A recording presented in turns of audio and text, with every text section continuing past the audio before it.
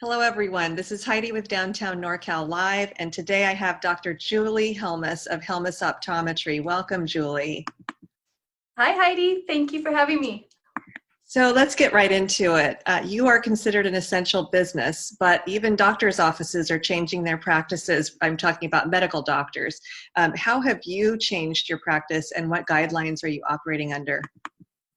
Ooh, lots of changes right now. We definitely have a new normal. You know, right at the beginning of this, I shut down the clinic completely. 2 weeks, no action while we gathered more information and saw how it evolved.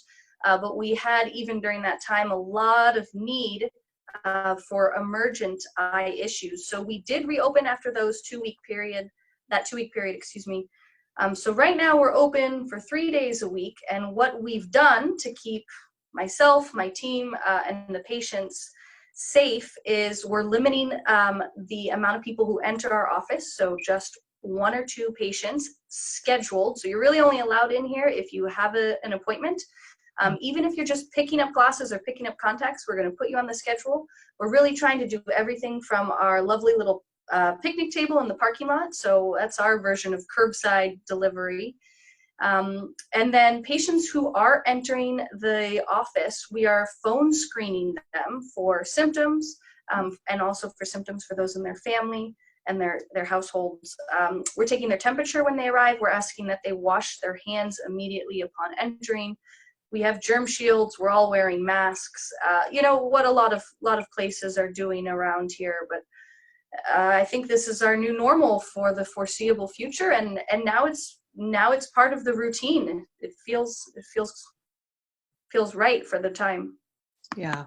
So I know a lot of folks are just trying to stay at home no matter what, and might be avoiding what could be a serious issue. What are some guidelines you can give patients who, might avoid a call? When should they actually call and say, hey, I need to be seen? I love that question. So first and foremost, I have a team member who is here 5 days a week. So you can call into the office.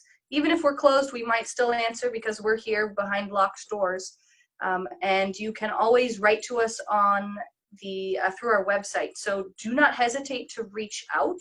I'm not going anywhere, so I'm around to field questions. But in terms of symptoms, the real concern for someone like myself who does primarily primary care is that, we're postponing all of our routine appointments. And so now the issues that we would have caught during the routine annual eye exam are being, missed we're not able to catch those before they become some possibly irreversible, sight-threatening problem or cause, the real issue is, right, irreversible vision loss. So basically, do not ignore changes or weird symptoms. When we have problems with our eye internally, there's no associated pain. And pain, of course, is a great prompt to get you into the doctor's office. Well, when there's no pain with the eye, people tend to say, oh, I'll just sleep on it and I'll see if it goes away on its own. And that gets us into trouble a lot of the time. So if you have weird symptoms and primarily like a flashing light in your vision, a sudden onset of floaters, kind of like someone shaking pepper in your vision, this is not normal, especially big prominent floaters, like a curtain or a veil over your vision. You're going to say to yourself, wow, this is weird. That's when you call us. A lot of things that affect the front of the eye that cause redness, discharge, a lot of those things we can address without an appointment. They tend to be ocular allergies, conjunctivitis, sometimes an inflammatory event. If patients are contact lens wearers, then we worry about a different host of issues, but that can be triaged usually over the phone. If this is like a weird visual phenomenon, we're going to need to do a dilated eye exam. And just on Wednesday, we did have to send a patient to retinal surgery. He had a really weird new floater. He had it for about a week. It wasn't going away. He came in, and I was happy to say we got him into UC Davis the next day. So he's going to be okay, but he did end up having retinal surgery. So the advice is don't hesitate to call, because you can always talk to somebody on the phone. I'm happy to talk to you guys on the phone. Yeah, it's nice to connect with people these days. For sure. So prevention, a lot of us are at home on computers all day, and that's a change in our lifestyle. I mean, computers have been a part of our lives for a long time, but this is a new accelerated sort of normal. So what would you recommend to folks to prevent problems? I love this question. It's one I get a lot practicing in Davis. Our patient populace, very studious, academics and a lot of professionals. So we're logging 8 to 15 hours of screen time a day. I definitely worry about children and the development or the progression of nearsightedness. We call that myopia. I foresee that becoming more of a problem because of all of this online tutorial, with the school systems all changing. So I expect to see more nearsighted children after this. The advice I give my mommy friends and my neighbors is get those kids outside. I know parks are closed right now, but really children should be outside 3 hours a day to prevent the progression of myopia. And there's some more nuanced guidelines about that. I actually have a doctor here who specializes, Dr. Lana too, in myopia prevention. I think the old age of optometry was, you're nearsighted, let's give you glasses. And then every year we make those glasses stronger and stronger. Well, right now we're really focused on preventing children from becoming nearsighted and dramatically nearsighted. So we're trying to address this issue, and we've got some really great new tools to do that. But yeah, get the kids outside, absolutely take breaks when you're logging all of this screen time. So if you can take a break every half an hour, look out the window, stretch, hydrate, relax your gaze. That's good for your posture, good for your eyes too. And the other thing to keep in mind is dry eye. So when we look at digital devices, studies show that we don't blink as often, and we don't close our eyes completely when we blink. So our eyes get really dry. So, staying hydrated, going for a lubricant and artificial tear, taking breaks. I love these are my computer glasses. I love glasses. And they have a special coating on them. It's a blue light blocker. So these are the ones I don anytime I'm on the screen. And I'm a big advocate of the blue blocking lens technology that we have now. But yeah, sorry, that was a long-winded answer. Well, I did want to ask about those the blue light glasses, so we can get those through Helmus Optometry. Is that right? Oh yeah, definitely. Okay. And you have an online store for basic products as well? Yeah, I'm my comfort zone is definitely in the exam room. So I've been learning a lot about IT and web design. I have of course a team of helpers, but right now our online store, you really can only buy gift certificates, and you should definitely check it out because it has a ton of cute animals and glasses. So the pictures are adorable.